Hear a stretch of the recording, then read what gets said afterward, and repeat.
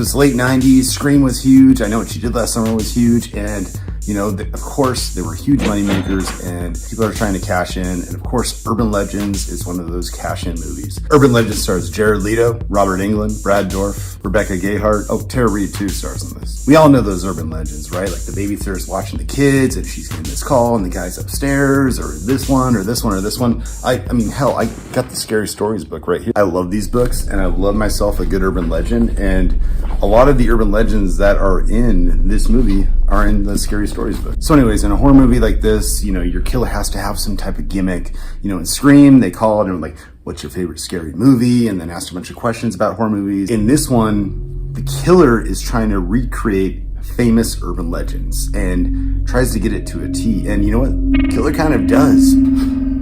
Sorry. The movie starts out and there's this girl getting some gas. There's this weird gas attendant like filling up her tank and he noticed something crazy in the back. But of course he stutters and can't form his words. So he can't tell her that someone's in the back of your car and they might be trying to kill you. And she just thinks he's this creepy guy. She drives away and of course he can speak. Someone's in the back seat! Of course. And actually this opening is actually based on this one called High Beams. We probably all remember that story where the lady's driving and then someone keeps popping their head up and someone's doing the flashing beams behind them. It's the same premise pretty much. This killer is trying to mimic this urban legend to a T.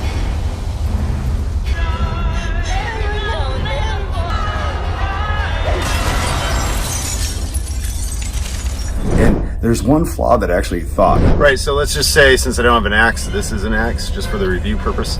And let's just say I'm gonna take this person out, right? I estimate based upon the movie, the character's probably going 40 to 60 miles an hour. I don't know, so we'll say 50. Hide in the back, right? Character sees me, I go like this, whoosh, take him out, right? Now, I'm in the back seat right here. This is not comfortable. I do have two baby seats here, but my point is, character's going like 50 miles an hour. I as a killer would not go and kill this person, and then I would literally have to be like, get in my car seat and then press the brakes and then go like this. So I'm gonna try to see if I can do this as the killer. Right, ready? Start again. Yeah!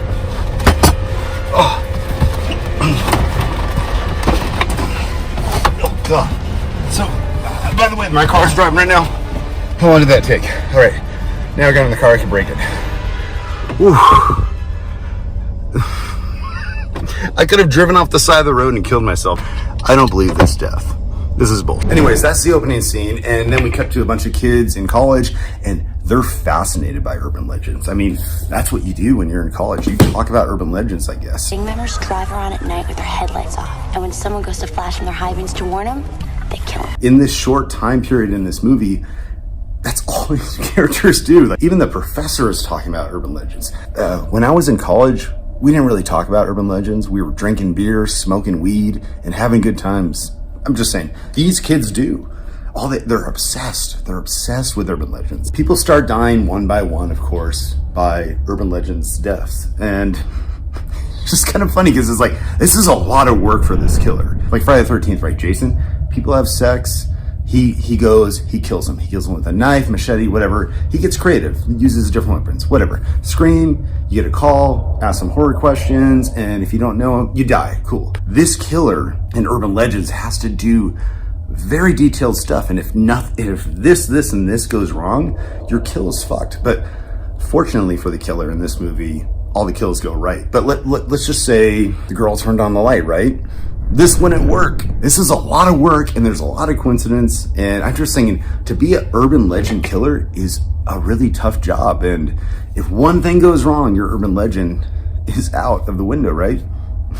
Anyways, as the movie goes on, a lot of urban legend deaths. It's fun. The killer is wearing a parka, which is not the most original costume, but then again, it works, I guess. I mean, hell, I made a movie in high school where the guy put a jacket over his head and we called him Jacket Head. So who the hell am I to talk, right? Believe it or not, there were actually 2 sequels to this movie. I'm not gonna ruin who the urban legend killer is. I'm sure you can figure that out on your own. I remember liking it at the time. I mean, this movie's over 20 years old. Watching it now, doesn't hold up too well for me. I would give it 2.5 out of 5 urban legend killers.